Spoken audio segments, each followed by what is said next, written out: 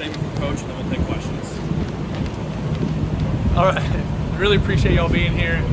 Just an awesome day for our football program. You know, we talk about it all the time.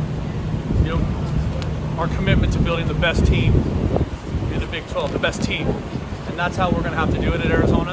And I think you saw that today. This is a team that plays for each other, a team that shows up for each other every day, practice, meetings, weight room. It's so special. And, you know, and then you also see a team that is all about red line and effort and execution and accountability. Like at this time of the year, it's all about execution. And I felt like our guys executed when we had to, right? A 99-yard drive for a touchdown, right? A defensive stop at the end of the game. Money Mike hitting that field goal. Just there's so many parts of that that speaks to what kind of team we have here. And I think it's really, really special.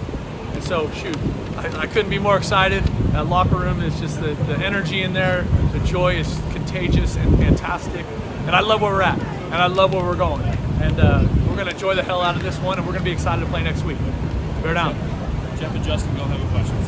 What do you think was the difference maker in this game that led you guys to turn things around and get down? You know, all week we kept talking about just the physicality and just physicality in the run game, the physicality with our defense, and I felt like early on, like it didn't show up enough. But when we flipped that physical switch, all of a sudden we started getting stops. So we started moving the ball, we started running the ball and making plays, and I think that was a huge moment for us in the game. For Noah to achieve the career milestone and to do it in a big way, and for that touchdown pass that breaks the record to be hugely important. How was that? First of all, that pass was such a dime. Good Lord. And awesome to see Gio Richardson, a freshman, make that play for us. You know, but Noah's really special. You know what I mean? I can't speak to how unique he is, but the young man continues to choose the University of Arizona. He continues to choose Tucson. He continues to choose this program, his teammates, our staff, and he's just magic. And then when you see him go out there and lead us on that 99-yard drive, or you see him just continue to make plays with his feet, the scramble drill on third and forever, finding Chris Hudson, he's special in every way, and we love him. They rushed for 140 yards in the first quarter, most of it on a couple of big runs. Right. But what were the adjustments that were made? But yeah, I think the biggest thing there was we just kind of had to settle down, right? And the thing about our defense is it's a little bit unique, and so there's always a little bit of a learning curve early in the game of how people are going to choose to attack it. They had a bye, they had 2 weeks to attack it. They had a good plan. Coach Gonzalez and his staff made good adjustments, and we were able to find our way and start getting some stops. What did you make of how Dalton was able to play today?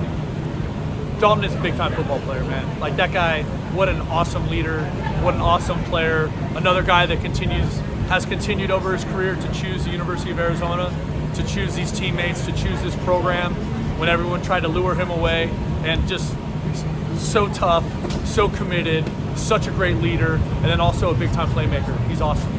Brendan Sorsby had only thrown 2 interceptions coming in today, threw 2 today, and then it could have been 4. What does your defense do so well to keep them uncomfortable? No, I think that's a great deal. I think we did a good job with some disguise stuff, and then I think whenever you play a great quarterback, he's only going to give you a couple chances. It's just the way it is, and you got to finish on those. And I felt like we did, which was so exciting to win the turnover battle. Like we had to be physical, we had to win the turnover battle today, and those are 2 big things that gave us a chance to win a game on the road against a top 25 team. On the Michael's misses on the field goals, what did you see on that? He just missed them. Like I haven't seen the film. Like it's all in real time. You know what I mean? Like I can't give you a fair answer on that. But I'll tell you this: he hit the one that mattered, and that's what people should talk about. That kid hit the one that mattered. He had to go out there in a sold-out stadium against a top 25 opponent and bang a 51-yarder, and he piped it with no hesitation. And that's what everybody should be talking about. As far as the receivers, Hudson, just big-time catches that he had, and then Chris Hunter on the block down the field. Right. What did you think of just how that unit played? No, the block, and then also the big play on the sideline by Chris Hunter, right? Yeah. I mean, both those guys played great. I'm so excited. It's great to get Chris Hunter back. He was a little bit dinged up coming out of Colorado. wasn't like super healthy last week, and so it's just great to see him get in there and make plays. And I think that's the thing, that with the depth in that room, there's so many guys that can contribute in a positive way. Like Wysong on the big third down on our second to last drive that Noah hit the outcut. It's a beautiful ball, beautiful pass, big conversion. Like all those guys can contribute. And then the block, that you spoke of with Hunter on the touchdown run, and what a run by Ked. I mean, but the physicality Ked ran with, the physicality that Q ran with, the job the O-line did, what a great effort. And the running backs too.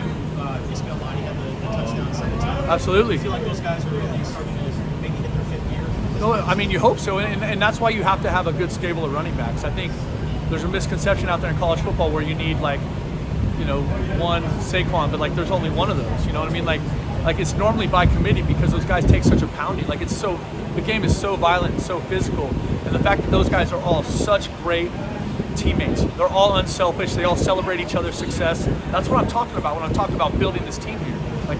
That's what we're doing. Is that these guys care about each other, and those guys were going crazy when Ked ran that in, and when and when Q was making those plays, and when early on Mahdi had that touchdown. I think that's what makes it special when they celebrate each other's success. Your message to the team was, well, I think collectively was bowl eligibility it's not the end of the story. How about the way this team played today? Obviously, they're not satisfied with 6 wins and going to the bowl.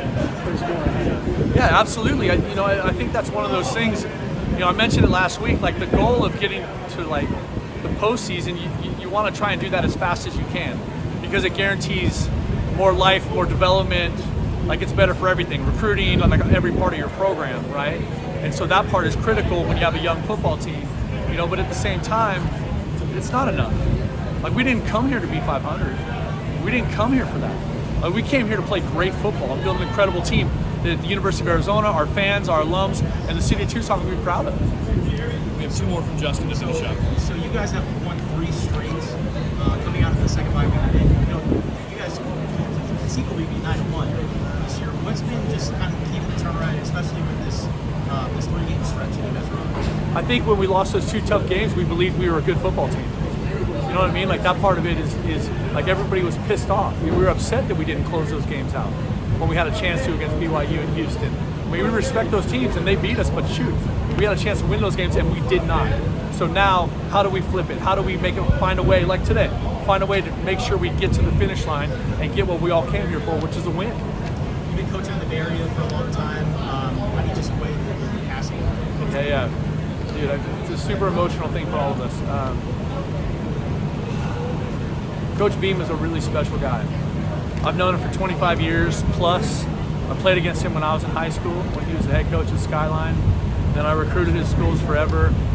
Obviously, Zoe and our kids from Oakland have a great relationship with him.